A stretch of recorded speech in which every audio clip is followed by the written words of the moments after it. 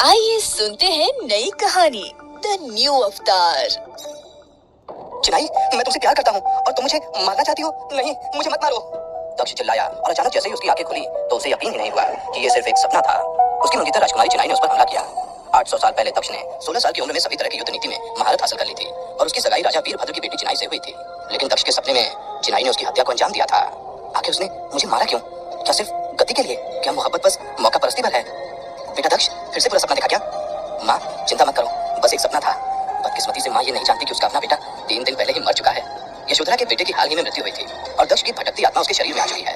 वहीं दूसरी तरफ महारानी चिनाई ने झुंझुनू इलाके की 9 रियासतों को मिलाकर एक मजबूत साम्राज्य बनाया और फिर खुद को महान और देवी महारानी के रूप में स्थापित कर लिया था। आदेश के अनुसार उन्हें पूजा जाता है और तब से किसी ने चिनाई नाम लिखने और बोलने की हिम्मत नहीं की है। बेटू, 3 दिन से तुम लगातार कोई सपना देखकर जाग जाते हो। अच्छा ये बताओ, ये चिनाई कौन है? हर रात तुम उसी का नाम लेकर जाते हो? ऐसा कुछ नहीं है माँ, तुमने कुछ गलत सुना होगा।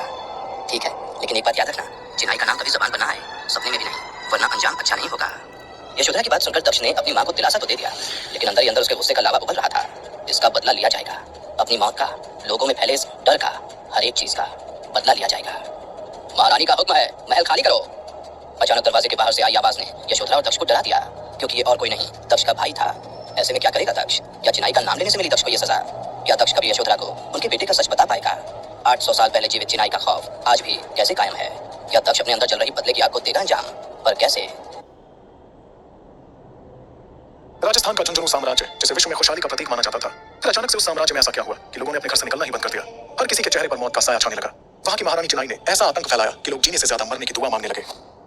तो आइए चलते हैं 800 साल पहले, जब झुंझुनू साम्राज्य में खुशियां हुआ करती थी और उसी खुशी को दोगुना करने के लिए वहां के राजकुमार दक्ष हर साल एक प्रतियोगिता रखते थे, जिसमें कोई भी उठा भाग लेकर शक्ति के ताबीज को हासिल कर सकता था। जब से राजकुमार दक्ष ने उस प्रतियोगिता में हिस्सा लेना शुरू किया था, हमेशा वही विजेता हुआ करते थे। पूरा मैदान बस दक्ष के नाम के जयकारों गूंज रहा था। दक्ष दक्ष दक्ष।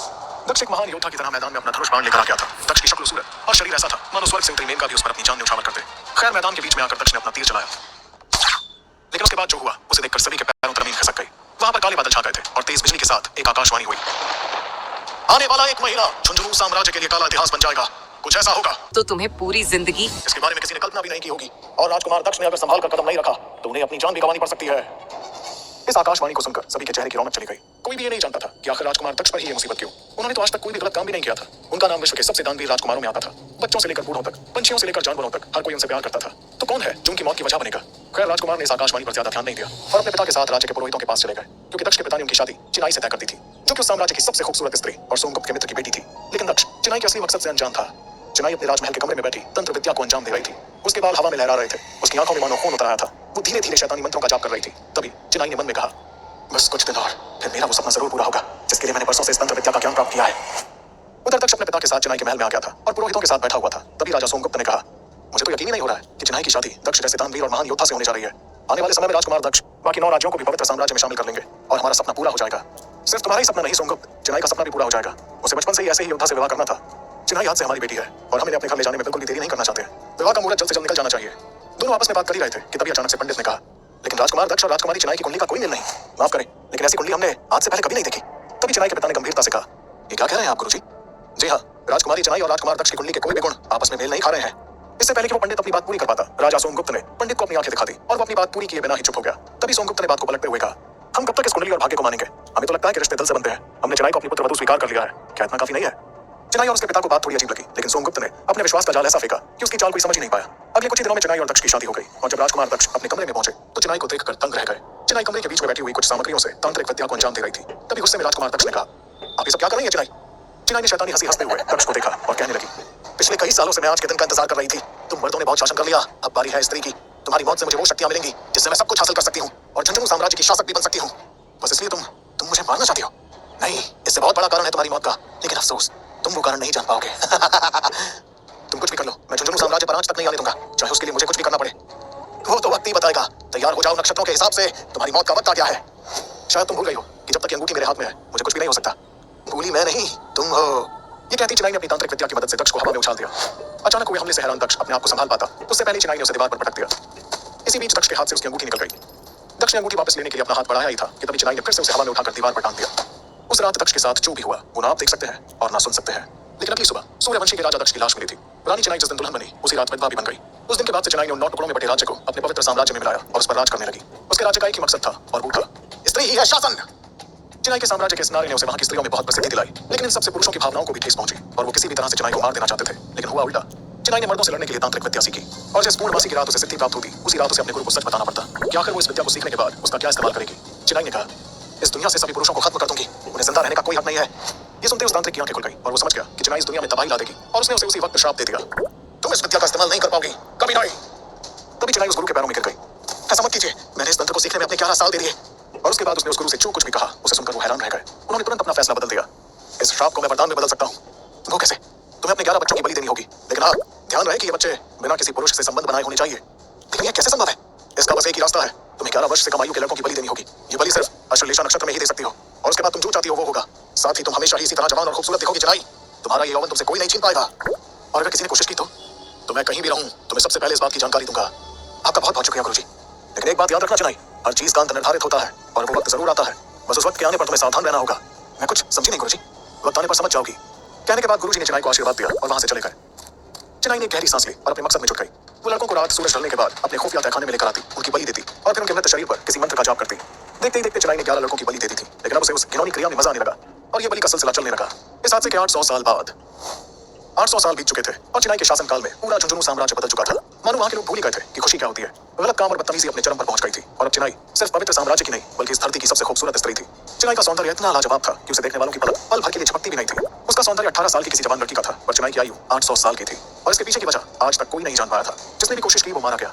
इन 200 सालों में चिनाई ने अपने आसपास के सारे साम्राज्यों पर विजय प्राप्त कर ली थी और साथ ही मृत्यु पर भी। एक के बाद एक पीढ़ियां बदलती गई, पर महारानी चिनाई का हमेशा इस तरह जवान रहने का रहस्य और उन्हें मिले वरदान के बारे में कोई कभी सच जान नहीं पाया। तभी तूफान और बारिश की एक रात में उसे किसी बुरे सपने से जगा दिया और आसमान को देखते हुए बोली, फिर से वही सपना?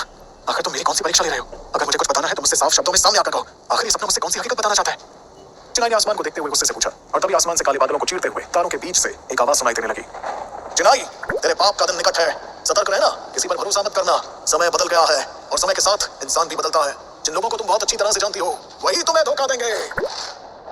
ये किसकी आवाज थी? आखिर कौन था जो चिनाई को चेतावनी देने का साहस कर रहा था? आगे क्या होने वाला है इस कहानी में, जानने के लिए सुनते रहिए द न्यू अवतार, सिर्फ पॉकेट एफएम पर।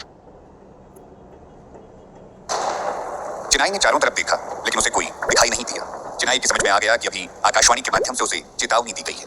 आकाशवाणी से आए वो शब्द सुनकर चिनाई का चेहरा गुस्से से लाल हो गया और उसने ऊंची आवाज में कहा, कौन मुझे धोखा देगा? इस विशाल राज्य में ऐसा करने की हिम्मत किसमें है जो चिनाई के सामने आंख उठाकर खड़ा हो पाए? तभी हंसते हुए आसमान से फिर एक आवाज आई, तो तुम्हें पूरी जिंदगी हमारा ये घमंड ही तुम्हें एक दिन ले डूबेगा चिनाई। ये बात सुनकर चिनाई के होश उड़ गए और वो गुस्से से आग बबूला होकर आसमान की तरफ देखकर कर उसे बोली, मैं चिनाई हूँ। इस पूरी धरती पर सिर्फ मैं इकलौती महारानी हूँ जिसे अमरत्व प्राप्त है। मेरा जन्म इस पूरे ब्रह्मांड पर साम्राज्य करने हेतु हुआ है। मेरी मौत बनना तो दूर, मेरी तरफ आंख उठाकर देखने की हिम्मत भी किसी के पास नहीं है। और तुम भूल गए कि अगर मैं विध्वंस पर उतर आई तो किसी के लिए इस धरती पर कुछ नहीं बचेगा। चिनाई की आंखों में अंगार साफ दिखाई दे रही थी। अभी उस वक्त उसके सामने दुनिया की कोई भी ताकत टिक नहीं सकती थी और उसका वो रौद्र रूप देखकर वो आसमानी आवाज कहीं गायब हो गई। आखिर उस सपने के पीछे का सच क्या है? चिनाई अपने बिस्तर पर चिंतित होकर लेट गई और सोने की कोशिश कर रही थी। वहीं दूसरी जगह उस रात कोई था जिसकी आंखों में नींद नहीं थी और दिल में सिर्फ बेचैनी। ये और कोई नहीं बल्कि दक्ष था। उस रात दक्ष ये सोचकर लेटा हुआ था, दिमाग के कई ख्याल एक साथ चल रहे थे और वो चाहकर भी सो नहीं पा रहा था। और तभी उसके कानों पर उसकी माँ की आवाज आई, कैसे हो तुम बेटा? माँ यशोधरा ने कंबल उठाते हुए दक्ष से कहा। तभी दक्ष ने यशोधरा के पास देखा और बड़ी विनती और दया के भाव से माँ से कहा, क्या कल तुम मुझे प्रतियोगिता में लेकर जाओगी? इस बार मैं पवित्र ताबीज जीत कर ले आऊंगा। 15 साल से वहां जाकर अपमानित होकर आ रहे हो, वो क्या कम है? और अपमानित होने की जरूरत नहीं है। आपकी तबीयत ठीक नहीं है, आप आराम कीजिए। यशोधरा की आवाज में एक अलग ही दर्द था। उसकी आंखों में पानी साफ झलक रहा था और उसे देख दक्ष बोल पड़ा, मेरे जैसा बच्चा पैदा करना ये आपके लिए आपकी जिंदगी का बड़ा दुर्भाग्य रहा होगा माँ। इससे अच्छा अगर मैं पैदा ही नहीं हुआ होता। ऐसा मत कहो बेटा, तुम मेरे जीवन का सबसे बड़ा उपहार हो। मेरे लिए केवल तुम ही हो। दक्ष जब से पैदा हुआ था उसे किसी न किसी बीमारी ने जकड़ा था। उसे हर किसी ने इस वजह से ठुकरा दिया था। दक्ष की तरफ देखकर यशोधरा अपनी आंसू पोंछकर उठते हुए बोली, बिना कुछ सोचे सो जाओ, कल वैद आएंगे और नई दवा देंगे। इतना बोलकर वो वहां से चली गई। दक्ष की माँ यशोधरा पिंडारी सिटी पर शासन करने वाले सेना नायक मलिक की 8वीं पत्नी थी। फिर भी उसे कभी भी रानी का दर्जा नहीं मिला, इसलिए वो हमेशा अपने बेटे के ठीक होने की दुआ करती रही। पर उस दिन जब यशोधरा जैसे ही दक्ष के कमरे से बाहर निकली वैसे ही बिस्तर पर पड़े उसके बेटे दक्ष की मृत्यु हो गई और उसकी इच्छा अधूरी रह गई। पर विधि का विधान कुछ और ही लिखा गया था। जैसे ही दक्ष ने अपने प्राण त्याग दिए वैसे ही उस समय मौसम में एक भारी बदलाव दिखाई देने लगा। ऐसा लग रहा था मानो आसमान गरज कर बिजली के साथ फट जाएगा। बिजली चमकने की आवाज मानो कान को चीर कर अंदर जा रही थी। ऐसा भयानक मौसम इससे पहले पिंडारी सिटी किसी ने नहीं देखा था।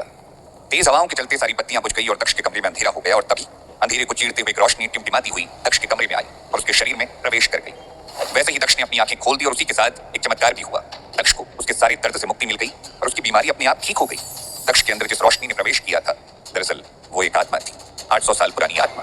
और यह आत्मा किसी और की नहीं बल्कि पवित्र साम्राज्य के राजकुमार दक्ष की थी, जिस राजकुमार की जान 800 साल पहले एक दुष्ट महिला के धोखे के कारण चली गई थी। और वो आत्मा 800 सालों से एक ऐसे शरीर की तलाश में थी जिसमें राज परिवार का खून दौड़ता हो और उसका नाम भी दक्ष हो। और इसी वजह से यशोधरा के बेटे दक्ष की मौत होती ही उस आत्मा ने उस शरीर में प्रवेश किया जो 800 सालों से भटक रही थी। पिंडारी सिटी में एक नया अध्याय लिखा जा रहा था। वहीं झुंझुनू में आकाशवाणी की चेतावनी सुनकर चिनाई को कई शंकाएं हुई। फिर से उन्हीं शंकाओं के साथ वो महल गई और बिस्तर पर लेट गई। तो तुम्हें पूरी जिंदगी मेरे वो अपनी आंखें बंद करते हुए सोने की कोशिश कर रही थी और तभी 800 साल पहले घटी एक घटना उसकी आंखों के सामने दौड़ने लगी। 800 साल पहले चिनाई ने अपने प्रेमी दक्ष को धोखा दिया और उसकी जान ले ली। दक्ष की आत्मा को उस वक्त अकाल मृत्यु की वजह से मोक्ष नहीं मिल पाया और उसे चिनाई के किए इस धोखे की वजह भी पता नहीं थी और उसे चिनाई को उसके इस गुनाह की बहुत ही भयानक सजा देनी थी। और तब से उन दोनों के बीच बदले की प्रक्रिया शुरू हो गई और वो सिलसिला आज भी जारी है। पर इस बीच चिनाई को वरदान प्राप्त हुआ जिसे वो हमेशा पाना चाहती थी। पिछले 800 सालों में चिनाई की ना उम्र बढ़ी और ना ही उसकी खूबसूरती कम हुई और उसके इस वरदान की वजह से उसने आसपास के 9 राज्यों को भी जीत लिया और उसने अपनी ताकत और वरदान से मिले अमृत के जोर पर झुंझुनू पर अपनी हुकूमत बढ़ा दी। जैसे जैसे साल बीतते जाते उसके आसपास के लोग बूढ़े हो जाते और एक एक करके मर जाते। देखते ही देखते 800 साल बीत गए। जैसे जैसे समय बीतता गया चिनाई की शक्ति बढ़ती जा रही थी लेकिन कम नहीं हो रही थी। चिनाई का डर बाकी साम्राज्यों के राजाओं में इतना था कि वो ना चाहते हुए भी चिनाई के साथ सहयोग बनाकर रहते थे। और यहाँ 800 साल पहले चिनाई के हाथों मारे गए दक्ष के मन में संशय रह गया था कि आखिर चिनाई ने उसे क्यों मारा। दक्ष को कभी ये बात समझ नहीं आई और इसी बात का पता लगाने के लिए अब 800 साल बाद वो पिंडारी सिटी में यशोधरा के पुत्र दक्ष के शरीर में प्रवेश कर गया था। यशोधरा जो नहीं जानती है कि उसके बेटे की मृत्यु हो गई है और किसी अन्य व्यक्ति की आत्मा उसके बेटे के शरीर में प्रवेश कर चुकी है, जो अपने बेटे के भविष्य के बारे में कमरे में बैठे बैठे सोचकर दुखी हो रही थी। यशोधरा पिंडारी सिटी के सेनानायक मलिक की 8वीं पत्नी थी। भले ही वो उसकी पत्नी नहीं बनना चाहती थी क्योंकि वो पहले से ही शादीशुदा था, पर उसके पास और कोई चारा नहीं था। सेनानायक मलिक जिसने शादी के बाद कुछ दिनों तक उसकी प्यार से देखा, जैसे जैसे दिन बीतते गए वो बदल गया। उनसे पहले जो रानी आई थी उन्होंने यशोधरा और राजा के बीच दूरियां पैदा कर दी और फिर जब दक्ष का जन्म हुआ उसके बाद से तो परिस्थितियां और भी गंभीर हो गई थी। यशोधरा किसी सोच में डूबी हुई थी कि तभी कमरे में नौकरानी आई और उसने यशोधरा से पूछा, महारानी, क्या दक्ष कल पवित्र ताबीज के लिए प्रतिस्पर्धा करेंगे? यशोधरा ने बहुत धीरे से कहा, पता नहीं क्यों लेकिन दक्ष अपनी जिद पर अड़ा बैठा है कि पवित्र ताबीज की स्पर्धा में वो शामिल होगा। लेकिन महारानी, दक्ष का स्वास्थ्य बिल्कुल भी ठीक नहीं है। दिन ब दिन उनका स्वास्थ्य बिगड़ता जा रहा है। क्या ऐसे समय में उस प्रतियोगिता में जाना सही है? हाँ, मैं भी यही कह रही हूँ पन्ना, लेकिन दक्ष सुन ही नहीं रहा। कल क्या होगा पता नहीं। यशोधरा ने दुखी होते हुए कहा। तभी जिस कमरे में दक्ष सोया था वहां से कुछ गिरने की आवाज सुनाई थी और तभी यशोधरा और पन्ना भागते हुए आवाज की तरफ गए। जैसे ही वो अंदर गए उन्होंने देखा कि दक्ष नींद में ही अपने हाथ पैर पटक रहा है और बार बार किसी का नाम पुकार रहा है, चिनाई चिनाई। यशोधरा ने जब दक्ष के मुंह से चिनाई का नाम सुना तो उसके होश उड़ गए, क्योंकि इस नाम को कोई भी अपनी जबान पर नहीं लाता था। इस नाम को जबान पर लाना मतलब मौत को दावत देना था। घबराई हुई पन्ना ने यशोधरा से पूछा, मैं जाकर वैद्य को बुलाऊं? नहीं, थोड़ी देर देखते हैं। कहते हुए यशोधरा ने दक्ष के माथे पर अपना हाथ रख दिया और दक्ष को उस स्नेह के एहसास में फिर से सुला दिया। ये देखकर यशोधरा ने नौकरानी को बाहर भेज दिया और वो अकेले दक्ष के साथ बैठ गई। कुछ घंटों के बाद दक्ष ने धीरे धीरे अपनी आंखें खोली और उठने की कोशिश करने लगा। यशोधरा ने अपना हाथ बढ़ाया, तभी दक्ष उन्हें देखकर थोड़ा हैरान हुआ। दक्ष के लिए ये शरीर नया था। वो नहीं जानता था कि उसके सामने बैठी वो औरत कौन है, लेकिन अपने लिए यशोधरा की आंखों में आंसू देखते हुए दक्ष ने सोचा, ये तो माँ ही हो सकती है। ठीक है माँ, मैं उठ सकता हूँ। ऐसा कहकर वो उठा और नहाने चला गया। यशोधरा दक्ष को ऐसे देख रही थी मानो उसे अपनी आंखों पर विश्वास ही ना हो रहा। उसने उसके लिए पानी और दवाइयां तैयार की। दक्ष वापस आया और चुपचाप उसे देखता रहा। उसके दिमाग में हजारों ख्याल चल रहे थे। तुम पूरी रात एक ही नाम याद करके चला रहे थे। तुम्हें पता भी है तुम किसका नाम ले रहे थे? यशोधरा ने घबराते हुए पूछा। वो सुनते ही दक्ष ने अपना सर ऊपर कर लिया। क्या तुम्हें मालूम नहीं कि चिनाई का नाम किसी के मुंह से नहीं निकलना चाहिए? दक्ष को एक पल के लिए समझ ही नहीं आया कि वो क्या जवाब दे और उसने हड़बड़ाते हुए कहा, वो मुझे वो कहानी याद है जो आपने मुझे तब सुनाई थी जब मैं बच्चा था। मैं उसी के बारे में सोच रहा था। तभी यशोधरा ने सख्त आवाज में पूछा, और चिनाई, इस नाम के बारे में दोबारा सपने में भी मत सोचना। तुम्हें पता है उसके नाम के बारे में सोचने वालों को भी वो जान से मार डालती है। पहले से ही हमारी परेशानियां काफी हैं। यशोधरा ने भाई भरी आवाज में दक्ष को चेतावनी दी। ठीक है माँ, इतना कहकर दक्ष ने सर नीचे कर लिया और तभी बाहर से किसी के चिल्लाने की आवाज आई। तुम दबा लो, मैं देखती हूँ। जब यशोधरा बाहर आई तो वो नौकरानी फर्श पर पड़ी थी। सेनानायक मलिक के 8वें राजकुमार देवदत्त उसके सामने खड़े थे। उनके पीछे 6 और लोग और साथ में सिपाही भी थे। क्या हुआ पन्ना? कहते हुए यशोधरा नौकरानी को उठाने चली गई। नौकरानी, तुम्हारी इतनी हिम्मत कि तुम मेरा रास्ता रोकोगी और मेरे रास्ते में खड़ी रहोगी? मैं यही तुम्हारी जान ले लूंगा। इतना कहकर देवदत्त ने म्यान से चाकू निकाला और वो प्रतिमा के ऊपर हमला करने ही वाला था कि तभी यशोधरा ने तुरंत अपनी साड़ी में छिपाया हुआ छोटा सा चाकू बाहर निकाला। पन्ना, जिसने सोचा था कि वो अगले ही पल देवदत्त की तलवार से मार दी जाएगी, डर के मारी चिल्लाई और अपनी आंखें खोल दी, पर तलवार उसे छू भी नहीं पाई।